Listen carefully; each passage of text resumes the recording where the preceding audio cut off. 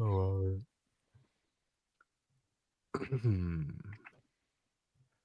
hey, and welcome back to another special episode of Chopping It Up. We have back for our second time. He's back, y'all. Uh, a good friend.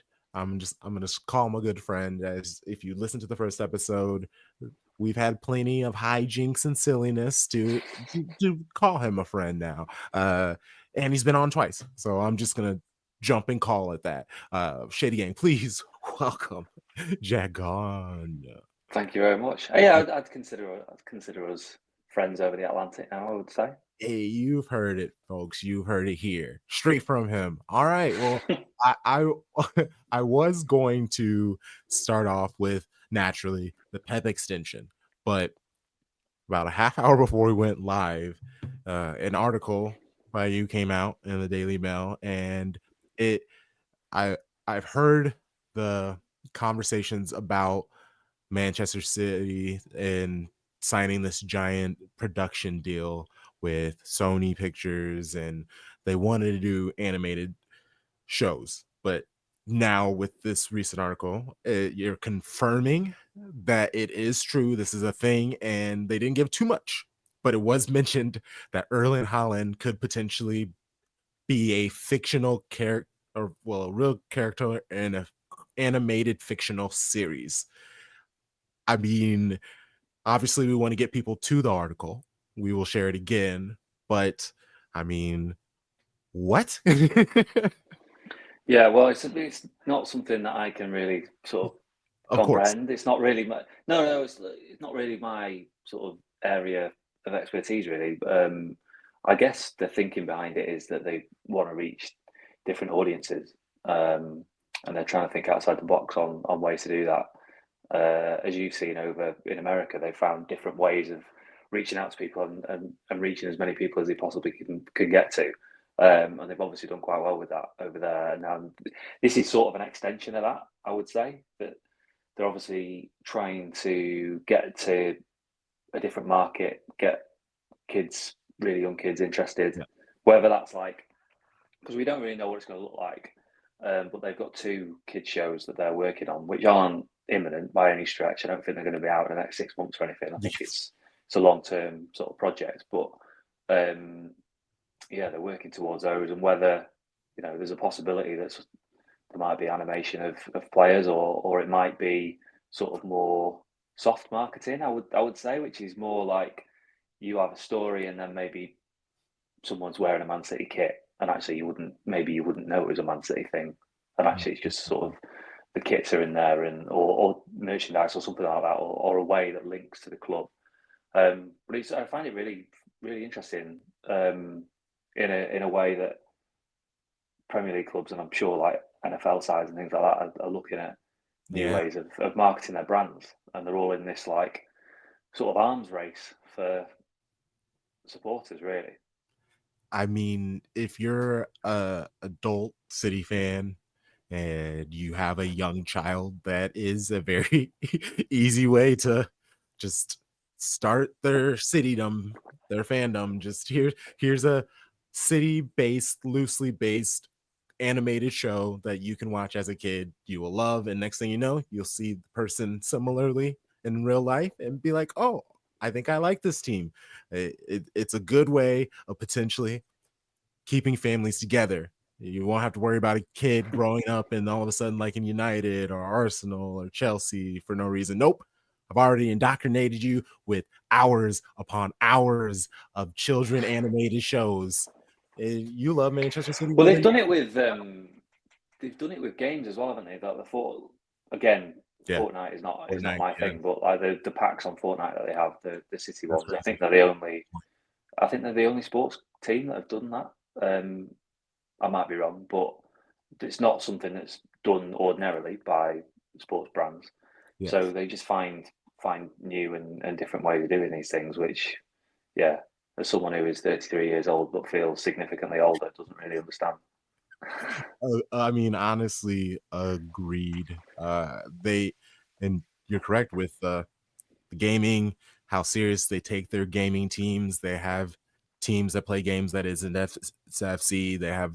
They sponsor teams that play just gaming in general, and that is a good introduction to like being aware of how much money can come from the youth. I mean, a few years ago, the Lightning kit, that was the moment anybody saw that, we knew exactly who that kit was aimed for. And it hit. It was basically seen on every person like 22 and younger. So it Manchester City, the marketing team, they know exactly what they're doing. And all in all, it helps build the brand, but gives us money to hopefully handle things in the transfer market, which we will get to later. But first, we got to get into Pep in this 1 year extension. I will start off with saying since he has done it, I guess I can say I knew it. But for a while, I just believed he was going to sign the extension.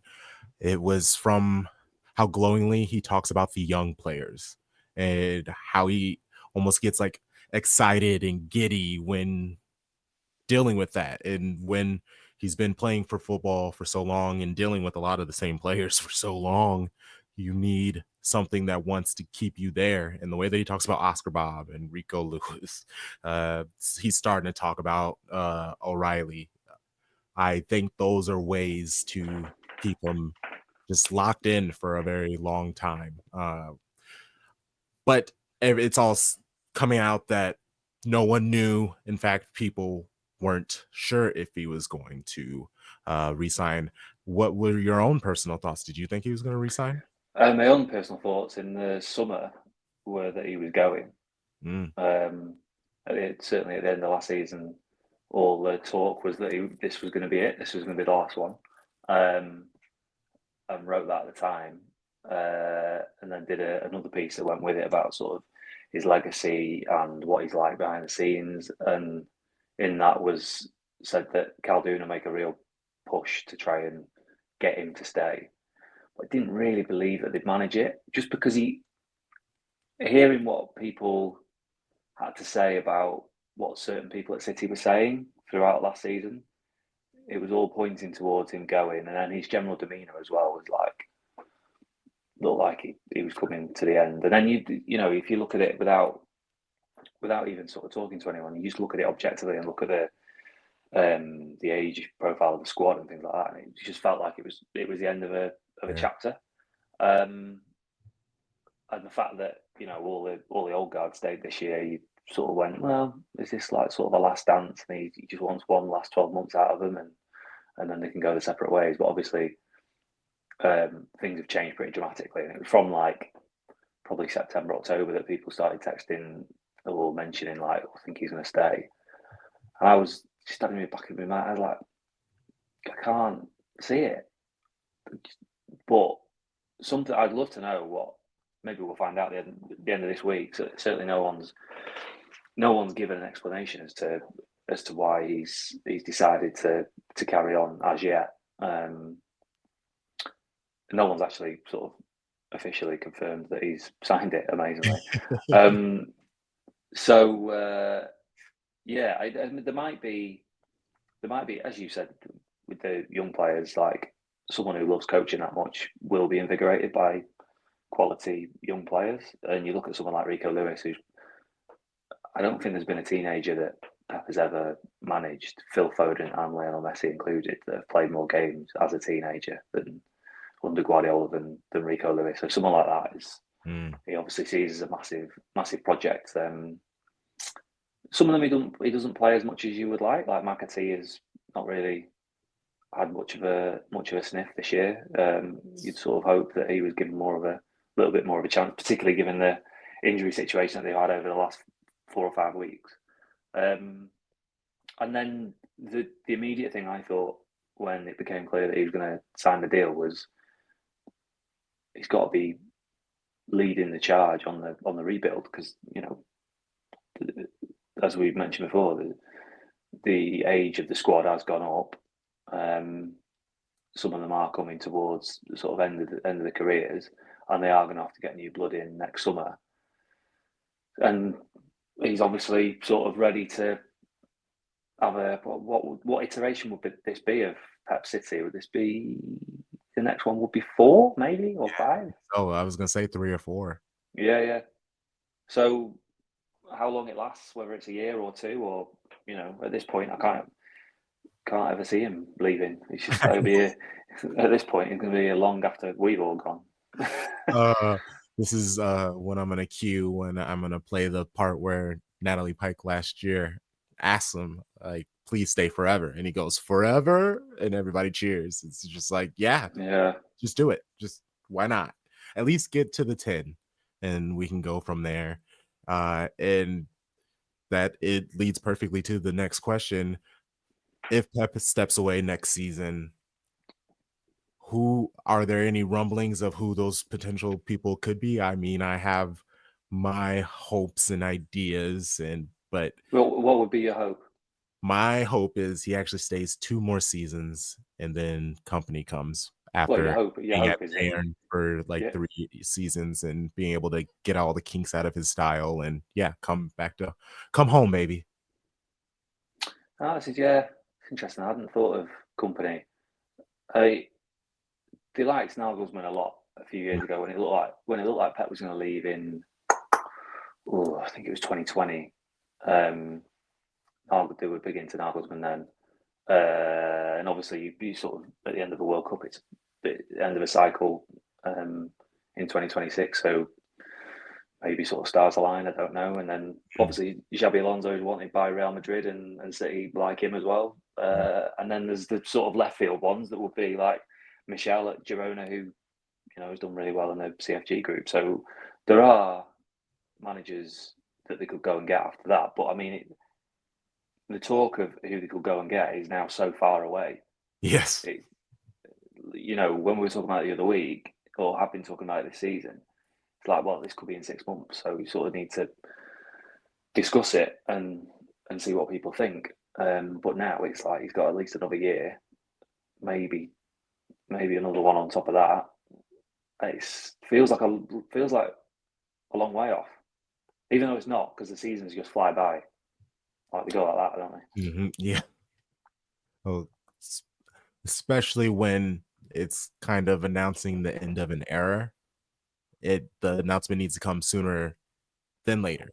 So sure, he's signing one and possibly another one, but he will need to let us know that he's gonna either be signing another 1+1 or this is the end by next November.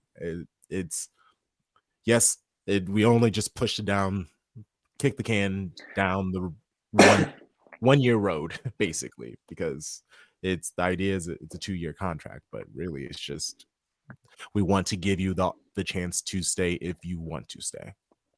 Yeah, I mean, we could be having these same conversations this time next year. Exactly. I mean, we will. Yeah. I think because there is sort of that clause of triggering it. Mhm. I don't, and it's not really this time next year wouldn't be 6 months away from an actual definitive expiration of a contract. It might be slightly calmer, Mm.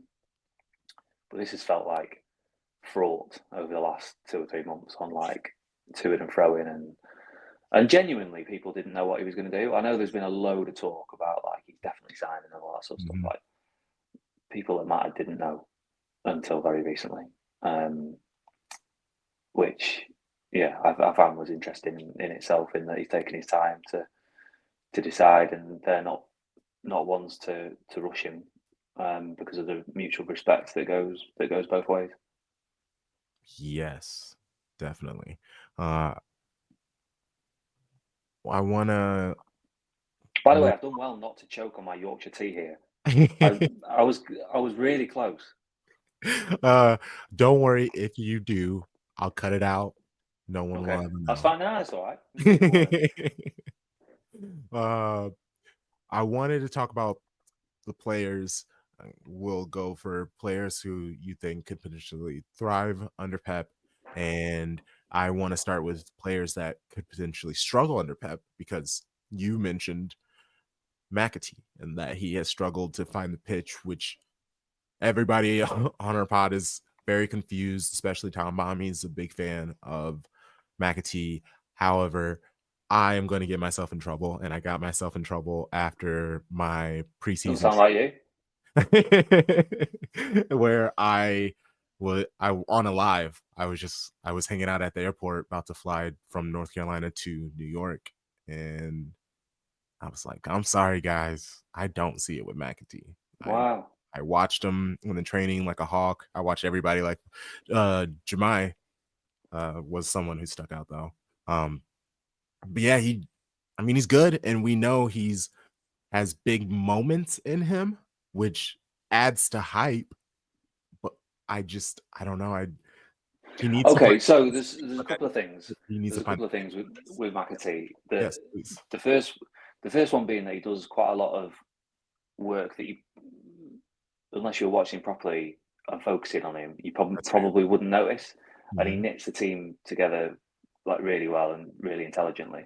And the second thing is he's very similar to the way Cole Palmer came through. And I don't mean that in terms of ability or where he can go. What I mean by that is that neither him nor Palmer were given or have been given that many opportunities by City, where everyone knows that they've got talent, but Palmer had to wait quite a long time for his chance, and then when he did get his chance, he's pretty much out of his position. Really, he was playing left wing quite a lot and didn't really work. When Palmer went away to the under 21s with England, even though he was never playing for City, he was always the best player on the pitch when he played for England.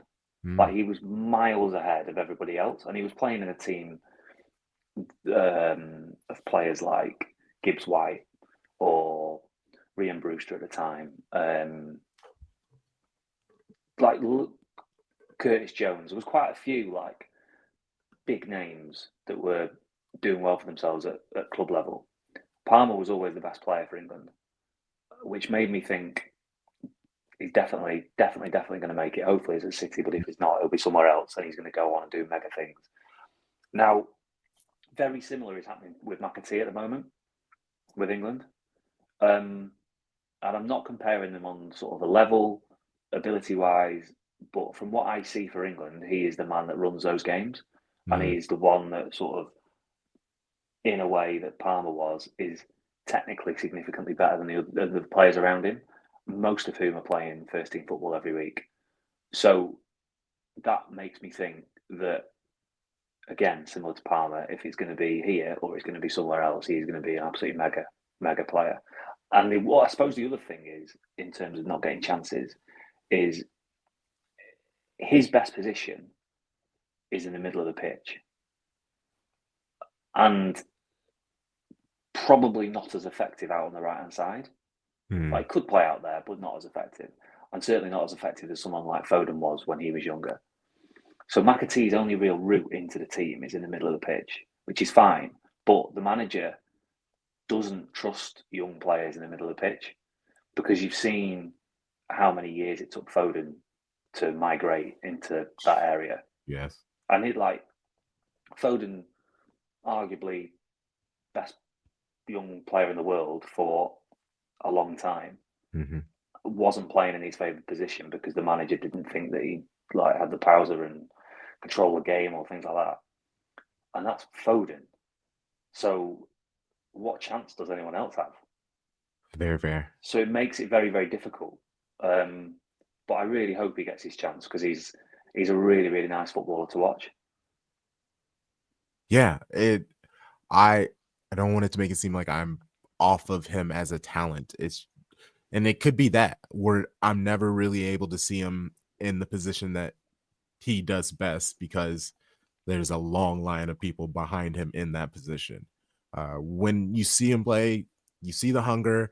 I mean, all the success he's done on loan after loan after loan. He's had to earn his position on the squad, and by the time he leaves, each squad loves him and they want him to stay. I understand. I see all these things. And I'm gonna get in trouble again by Tarek on our show. He is the person who always wants to hold on to our young players, and he's just like, "Why go buy players when we have them here?" Like he's still hot about Lavia, like still hot. I'm pretty sure you talked about him like 2 weeks ago. Yeah. So it's one of those things. Mhm. Okay. Well, is there any other player that you feel could maybe not struggle, but because of how just Pep is or the style that a current player here could struggle? Whereas if Pep left this season, they might have an opportunity to start anew. I suppose. I suppose it's just sort of the play how it's a continuation of how things have been going, I suppose, isn't it? So you look at the players that aren't in the team at the moment. So Jack Grealish, um, Yeah. or you know, just the guys that are out of favour a little bit. You go, well, if there'd been a new fella, maybe it would have been a bit of a fresh start. But then, who are we to say that anyone needs a fresh start? It's there are a multitude of reasons why players don't play, and not all of it is performance. Some of them will have other things going on that doesn't make the public domain and things like that. And it could be that some of them come roaring back in the second half of the season. How many times have we seen someone like Nathan Ake literally not play until January, and then Right. towards the end he plays every game?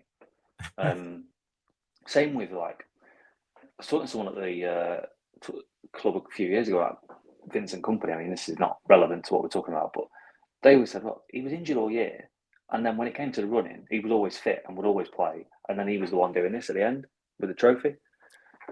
But it's just strange things like that happen, don't they? And you look at like, yeah, obviously Phillips has not got a future, has he? With Pep as the manager, whether that would be a transfer or another loan next summer. Is Nunes going to play enough when everyone's fit? Probably not. And then you're looking at the older players, but then the older players will probably have similar decisions to make, irrespective of who the manager was. I suppose. Difficult question to answer that because Yeah. you're not really sure because things. The thing with Pep and City over the years is that moods towards players and things have like changed dramatically. Um, and it's happened every season. It doesn't. It's not always the same players that it's happened to. Yeah, that's fair. Even the simple one. Okay, I want to give you my thoughts 'cause this is how I Nunes. He's been used as a left wing, left wide player. Let's just call him that. And Pep has said many a times, "Hey, he's great in open space, transition, super fast." I think, obviously, the injuries and things like that. He's trying to make the best of the situation.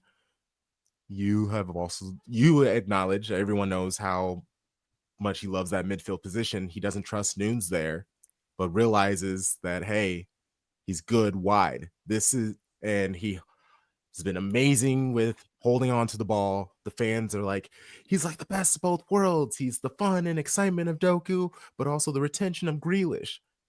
Me, I see through all of that. Sure, what is happening is Pep told him, you lose the ball, you will never play in the midfield under me ever again.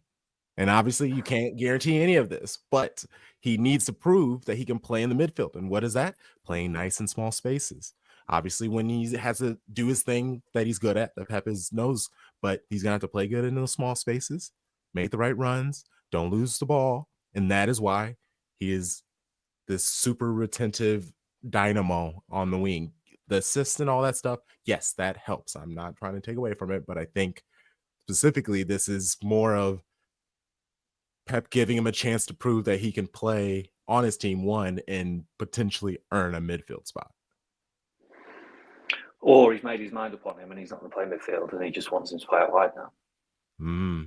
So I'm even Also, doing the other thing about okay, cool. the other thing about sort of talking about he's brilliant in the open spaces, which he is. Completely agree. There never are any open spaces where Man City play. There aren't, are there? Yeah, and even when he does have them, he doesn't. I mean, he does. But like with Doku and Sabio, every single time they have a chance for a duel, they're going to take it on. It's because they tend to win them most of the time.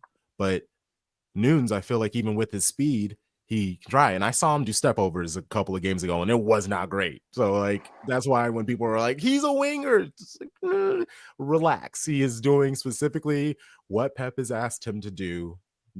No more, no less. He's doing the Grealish role, isn't he? Yeah, like, and he's doing it very well. And I want to give Yeah. him that. I want to acknowledge that. But people are very excited about him when he's a midfielder, and I would love for him to come in and do that. And before Pep started consistently using him out wide, he was in the midfield, and there were moments where he did great. But there are also moments where he'll just dribble right into three players, and then we're just in trouble. It that was a random. Obviously, it wasn't in the docket, but this is I had to get.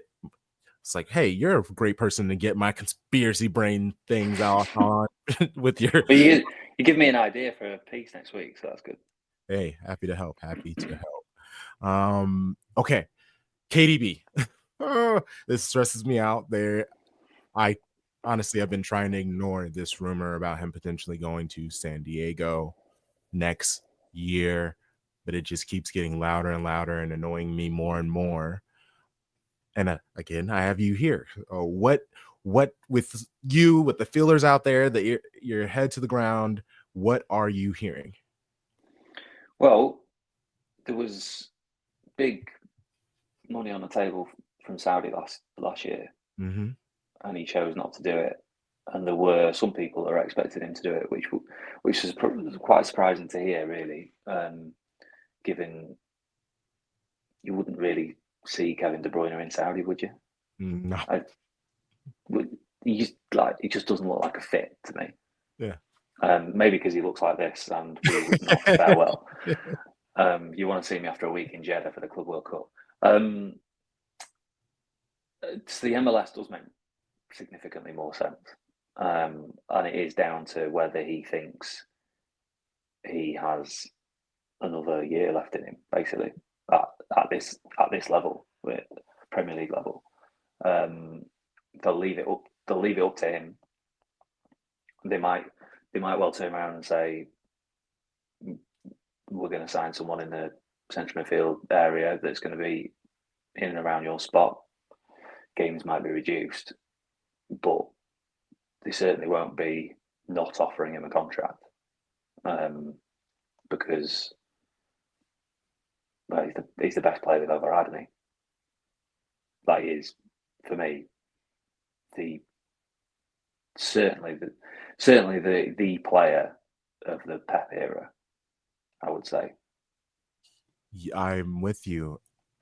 After the botching of Gundo's extension, I don't think City can let that happen again.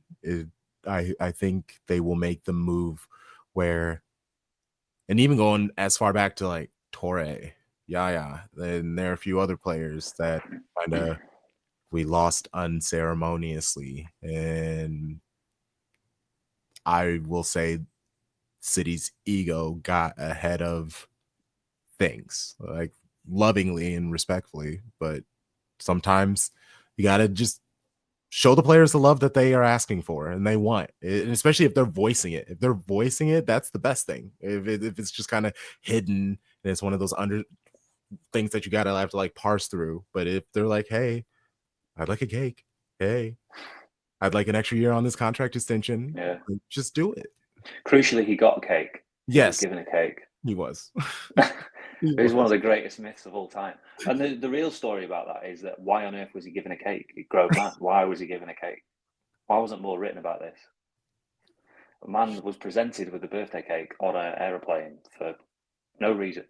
But anyway, that's. But yeah, I think it'll be left up to De Bruyne. I think they'll give him the option, and it'll then be up to him. But then, I suppose, from his point of view, aside from whether he thinks his body can do it, which Yeah. sort of, unfortunately, the jury's out on that at the moment. Aside from that, he'll have to, pick up on their cues a little bit, on like how they're communicating to him, how they want him, how they would see him fitting into the team next season, I suppose, and then take it from there. Mm. But Okay. yeah, I mean, he has talked about like maximizing his earning potential, which, you know, I know the MLS don't pay as much money as they once did, But but America, yeah. you could make a lot off of a couple of commercials, Mm. and he would be. I would assume he'd do a lot, especially in that LA area in California with the new club and everything. I get it. I completely get it. Yeah, it makes sense. I wanted to move on to the whole uh respectability politics when it comes to wearing the captain's armband and how you need to act and appear, even though at City it's a player's vote. But as a fan, and I can even say it, there have been moments where Kyle Walker kind of bums me out as representation via captainhood to Manchester City. Uh, I'm not saying it needs to be taken away, but it doesn't feel great sometimes. And just there's moment after moment after moment of Ruben Diaz being the man, saying the right things and stuff like that. That's the huge question this year, and what people are pushing. Why isn't he the captain? And it's one of those things the players have to vote for him to do that, right? Uh, it's interesting, but I don't even want to dive into the player part. What are your thoughts on should captains be the like stand up role model type? Well, I mean, every footballer should be a stand-up role model type because That's that's, fair. you know, as we were talking about at the top of the show, football clubs are beginning to make children's TV programs, Mm, and you know, millions of children watch football all over the world, and they act like they're heroes, don't they? So, particularly on the pitch, you know, you've got to be uber professional, and I don't think there's ever been a question mark of City's captain on the pitch and his behaviour. And that's how, you know, rightly or wrongly, that's how they're judged by the manager and their peers is what they do on the pitch rather than off it. I think sometimes, like, I'm not excusing what anyone does off the pitch, but I also think they're held to unreasonably high standards that's quite a fair. lot of the time. That's fair. Which, you know, there's loads of things that go on in people's personal lives. Like, you and I will have had various different things that no one has discussed openly on a forum like this because nobody cares, Yeah. and you know, we're not on telly every week.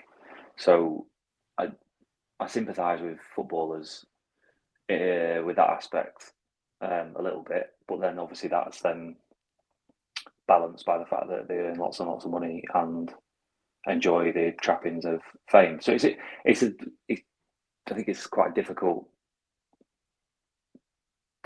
thing to navigate Yeah. in a way. Um, Ideally, you'd want your you'd want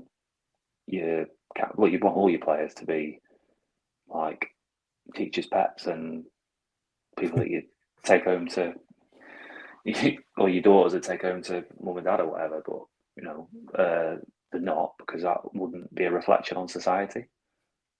Yeah, If they were, and then you look at just trying to think of a good example like Jordan Henderson, like when he was Liverpool captain, yeah. seen as a completely model professional, morally, like really sound, Mhm. speaks up on certain issues, goes to Saudi. And destroyed all of it. But it's like we were saying about De Bruyne before. It's their career. The problem is, and someone said this to me the other week when they were talking about the England manager. They said to me that Lee Carsley was never gonna be a good fit as an England manager because he's not equipped to deal with the sort of wider politics and issues that are thrown Yeah. at that an England. No, they said what that an England manager must discuss.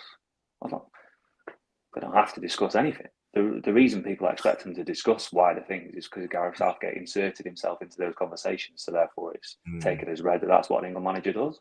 But before that, it didn't. Even Fabio Capello wasn't being asked about, like, you know, the US election or whatever. So you just, we got ourselves into a situation whereby they're seen as beacons of morality and Yeah. have to be correct, politically correct on everything. And as I said, that's not me outlining those things. Isn't excusing what anyone does off the pitch. I'm just saying that I just think it's unrealistic. Really. That's fair. That's very fair. I know. I remember once upon a time, a buddy of mine, United fan, all he would do was make fun of Pep and the fact that he liked schoolboys, and there was a reason for it. We have come a long way to that with the players on the pitch. Even as simple as Phil Foden could become the face of the club, and his haircut, and he does a sniper celebration, which you, depending on who you talk to, feel certain ways about it. I love it. Well. I mean, that was a huge, not a huge thing, but that was a thing, wasn't it? After the Yeah, Brentford game last year, yeah. it was like, well, that's no good, is it? You're glorifying. So, are you glorifying it, or is it just like something that someone said to him in training? Because that's the sort of thing that people say to each other. Mm-hmm. I like. I mean, what? It, Phil Foden making some sort of political statement by doing that celebration? I don't think so. No, no, definitely. He's no. It's his nickname. It's what he is. I love it. Honestly, I we have not. We don't have to do anything, but I do miss the times where we could just manage and enjoy the football. Obviously, talk and speak up over things, be willing to, I guess, take the pushback of that. But if someone does something and they just go, hey, this is fun, we can just kind of let them leave it at that. Obviously, the discourse conversations that has to happen, clips, etc. But I don't know. Sometimes I just want to enjoy the sport. Yeah, but it's not allowed to be fun anymore, is it? Not really, not really. And that's what happens when, yeah, just all these cameras and attention. It's tough. It's tough. All right. Well, I'll get you out of here because even with Lee Carsley and Pep has kind of been fighting a war against international football national teams, and it's Yeah, it was been a very, very nice segue by me mentioning Carsley there, I thought. yeah, it was. I mean, actually, you did it earlier too. Like you can tell you're a pro. And look at our chemistry already. Episodes it, and we're look at us already helping each other move on to next conversations. But Pep's been going against not. He has basically hinted on multiple occasions that he would like better communication with the national teams and their managers, the physio teams. He also has said that he would like the players to be more mindful of where they stand on the team, their own health in comparison to national team. He's given examples. Nathan Ake came at him. John Stones came at him. He's giving examples, and they're past. They've been past. So if he's talking about it now, I feel like these are situations that have been resolved.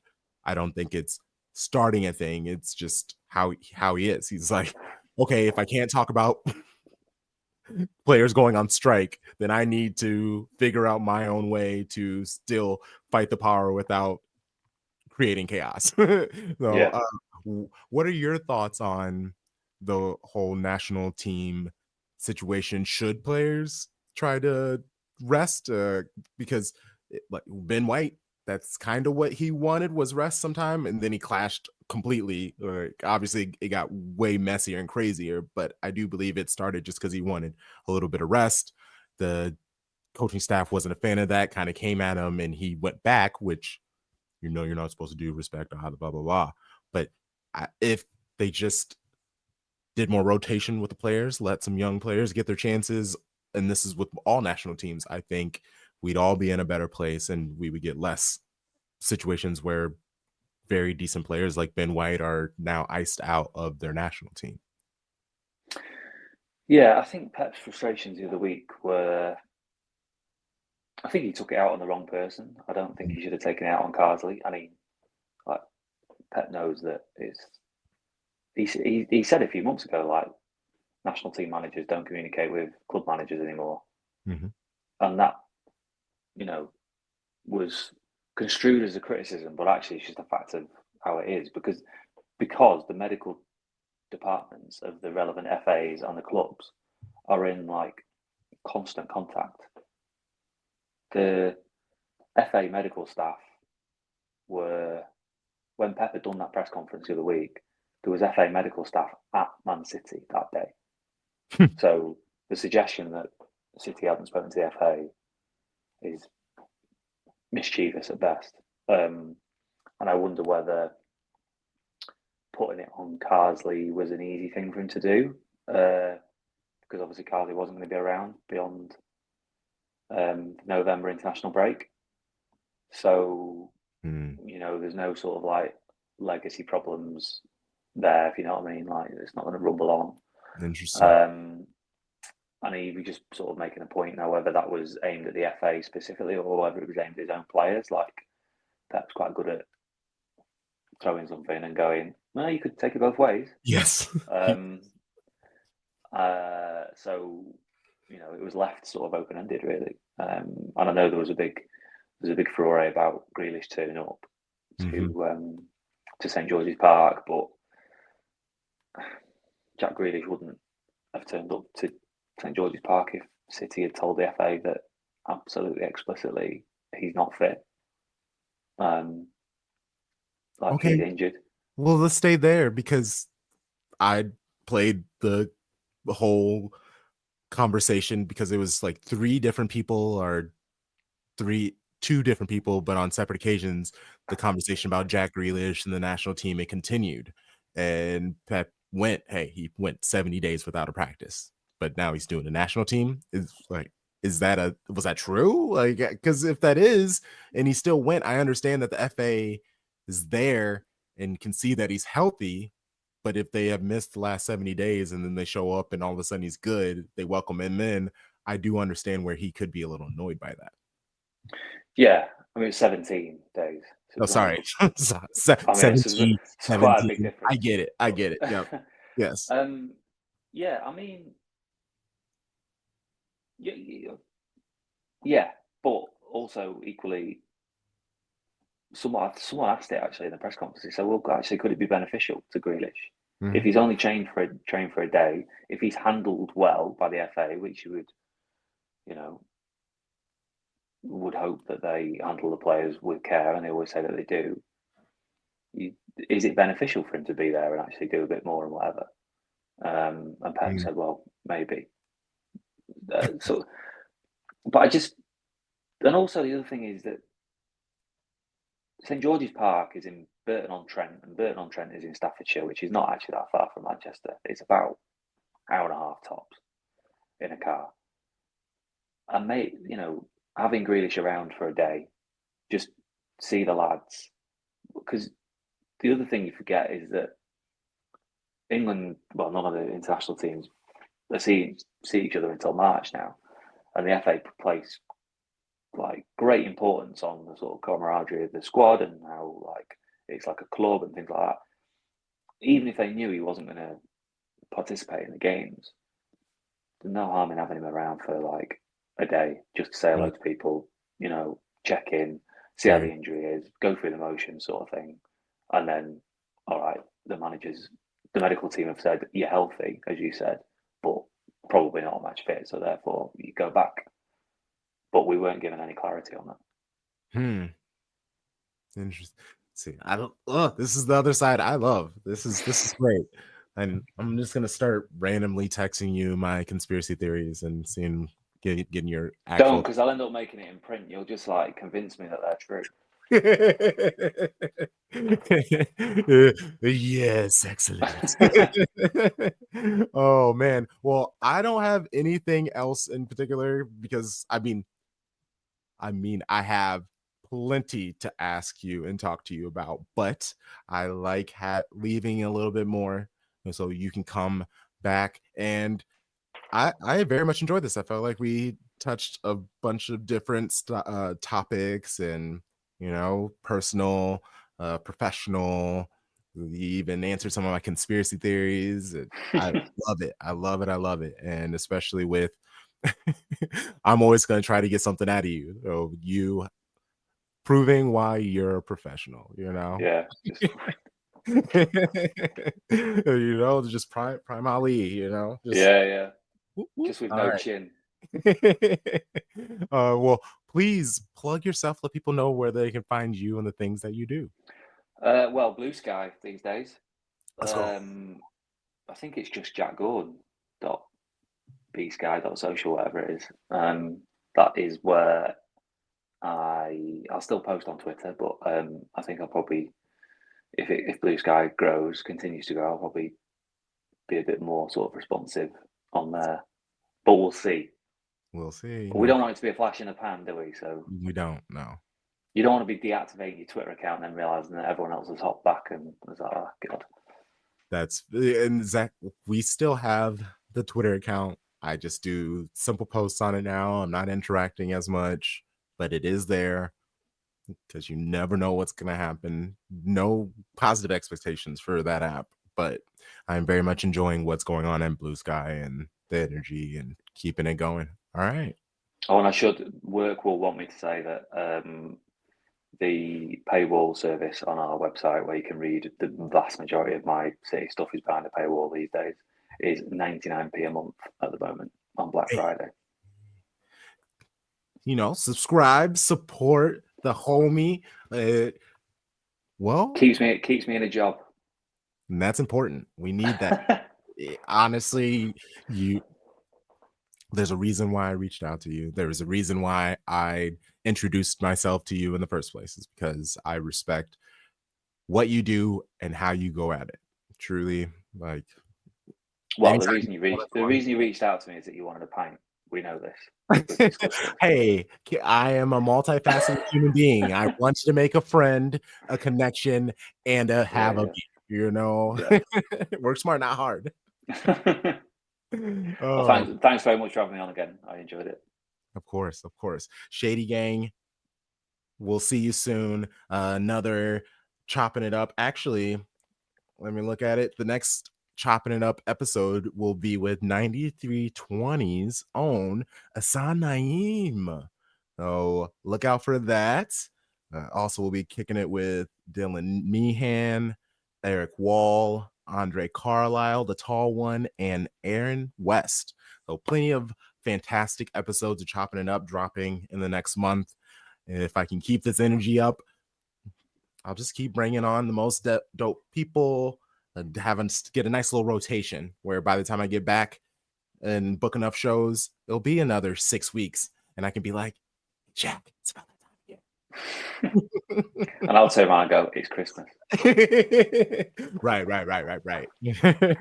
Okay, Shady Gang. You know the vibes. Shady Gang, Shady Gang, Shady Gang.